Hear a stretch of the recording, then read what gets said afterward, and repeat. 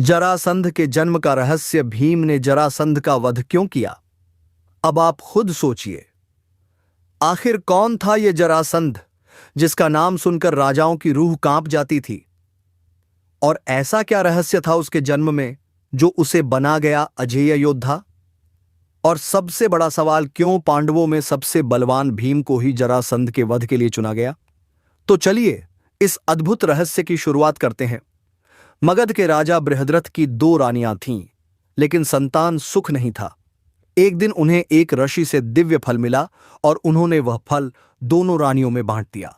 कुछ समय बाद दोनों रानियों ने आधा आधा बच्चा जन्म दिया, यानी आधा शरीर एक रानी के पास, आधा दूसरी के पास। डर के मारे राजा ने दोनों टुकड़ों को जंगल में फेंकने का आदेश दे दिया। लेकिन यहीं हुआ असली चमत्कार। जंगल में 2 अलग अलग टुकड़ों में पड़े उस बच्चे को एक रहस्यमयी वृद्धा मिली जिसका नाम था जरा। वह एक तपस्विनी थी और जब उसने वो दोनों अंग देखे तो उसकी करुणा जाग उठी। उसने दोनों टुकड़ों को पास लाकर जोड़ दिया और चमत्कार हो गया। वो 2 टुकड़े जुड़कर एक जीवित पूर्ण बालक बन गए। इस अद्भुत घटना से हैरान वृद्धा ने उस बच्चे का नाम रखा जरासंध, क्योंकि जरा नाम की स्त्री ने संधान जोड़ किया था। जब राजा बृहद्रथ को यह बात पता चली तो वह दौड़कर जंगल आया और बालक को महलों में ले गया। राज्य को मिला उत्तराधिकारी, लेकिन कोई नहीं जानता था कि यह बालक आगे चलकर पूरे आर्यावर्त में भय का दूसरा नाम बन जाएगा। जरासंध बड़ा होकर एक बलशाली, पराक्रमी और क्रूर राजा बना। वह मगध की राजधानी राजगृह से शासन करता था और उसके पास एक विशाल सेना और अजेय योद्धा थे। लेकिन सबसे खौफनाक बात यह थी कि वह हर महीने 2 राजाओं को बंदी बनाकर भगवान शिव को बलि देने के लिए यज्ञ करता था। उसे यह विश्वास था कि जब वह 100 राजाओं की बलि देगा तब वह अमर और अजेय हो जाएगा। इस भय से बहुत से राजा उसके सामने झुक गए और कई तो बंदी बनाकर जेल में डाल दिए गए। श्री कृष्ण को पता था कि अगर जरासंध का अंत नहीं हुआ तो धर्म की स्थापना असंभव है। लेकिन सवाल यह था कि उसे मारे कैसे, क्योंकि वह जन्म से ही जादुई तरीके से जुड़ा हुआ था और सामान्य युद्ध में उसका अंत कर पाना असंभव था। अब जरासंध के आतंक से पूरा आर्यावर्त कांप रहा था। श्री कृष्ण को समझ आ गया कि धर्म की रक्षा के लिए जरासंध का अंत करना आवश्यक है। लेकिन वो जानते थे यह कोई साधारण युद्ध नहीं होगा। जरासंध को हराने के लिए चाहिए थी शारीरिक शक्ति और रणनीतिक चतुराई, और ये दोनों गुण भीम और कृष्ण के पास थे। श्री कृष्ण ने योजना बनाई। उन्होंने भीम और युधिष्ठिर को साथ लिया और साधु का वेश धरकर मगध पहुंचे। जरासंध ने उनका स्वागत तो किया, लेकिन थोड़ी देर में उसे समझ आ गया कि ये कोई आम अतिथि नहीं, बल्कि उसके विनाश की आंधी बनकर आए हैं। तब जरासंध ने चुनौती दी, अगर युद्ध ही करना है तो मुझसे मल्ल युद्ध करो।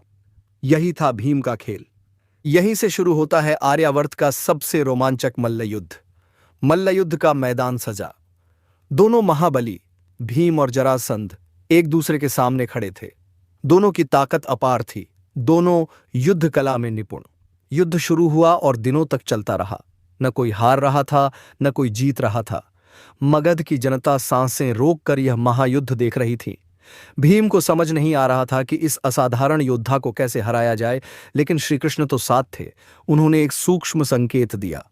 श्रीकृष्ण ने एक घास की डंडी को बीच से फाड़ा और इशारा किया कि भीम भी यही करे। भीम समझ गए ये इशारा है जरासंध के रहस्य की ओर।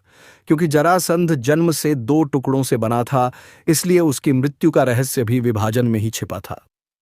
अब भीम की रणनीति बदल गई। भीम पूरी ताकत से जरासंध पर टूट पड़े। जैसे ही उसे पकड़ने में सफलता मिली, उन्होंने उसकी टांगें पकड़ी, एक को दाईं ओर खींचा, दूसरी को बाईं ओर, और फिर एक भीषण गर्जना के साथ जरासंध के शरीर को बीच से 2 टुकड़ों में चीर दिया। लेकिन आश्चर्य की बात यह थी कि वह तुरंत फिर से जुड़ गया और पुनः जीवित हो उठा। भीम एक पल को चौंक गए, लेकिन कृष्ण शांत खड़े रहे।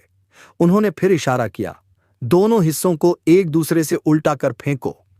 इस बार भीम ने जरासंध को फिर से फाड़ा और दोनों हिस्सों को विपरीत दिशा में फेंक दिया। और फिर जो हुआ वो अंत था उस अजेय राक्षस का। जरासंध वहीं तड़पते हुए मर गया।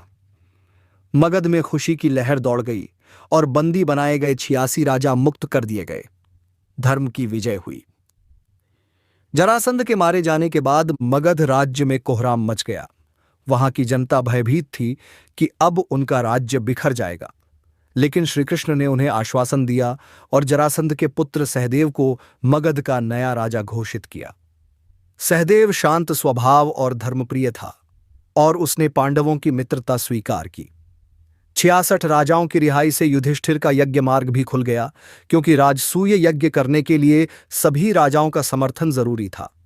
जरासंध की मृत्यु ने न केवल पांडवों की राह आसान की, बल्कि अधर्म के आतंक को भी मिटा दिया। भीम के पराक्रम और श्रीकृष्ण की रणनीति ने एक अजेय योद्धा को पराजित कर इतिहास रच दिया। परंतु ये तो शुरुआत थी, क्योंकि आगे महाभारत का महासंग्राम अभी बाकी था। जरासंध के वध के बाद युधिष्ठिर का आत्मविश्वास बढ़ गया। अब वह खुलकर राजसूय यज्ञ की तैयारी करने लगे। लेकिन सोचिए, अगर जरासंध जीवित होता तो क्या युधिष्ठिर कभी सम्राट बन पाते? शायद नहीं।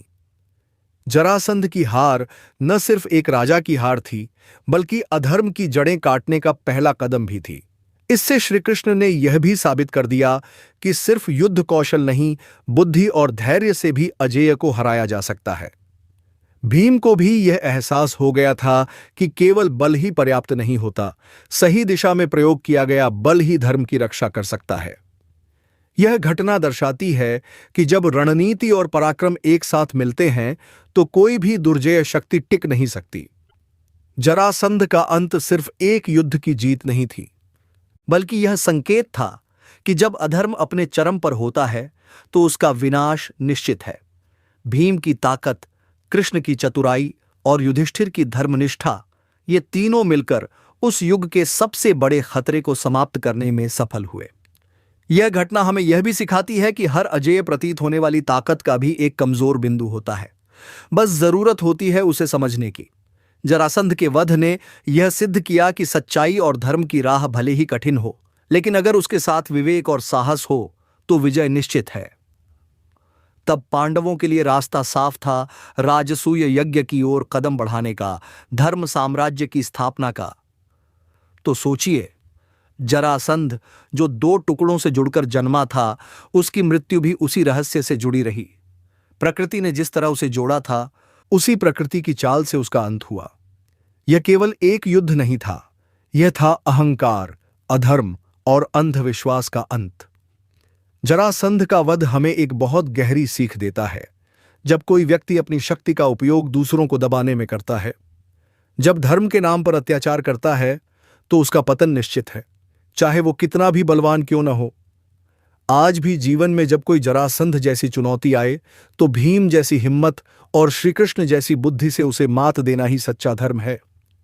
अगर आपको यह कथा ज्ञानवर्धक, प्रेरणादायक और रोचक लगी हो तो वीडियो को लाइक करें, अपने विचार कमेंट में जरूर लिखें और ऐसी ही गूढ़ रहस्यमयी कथाओं के लिए चैनल को सब्सक्राइब करें, क्योंकि ये सिर्फ कहानियां नहीं, जीवन के दर्शन हैं। जय श्री कृष्ण, जय महाबली भीम।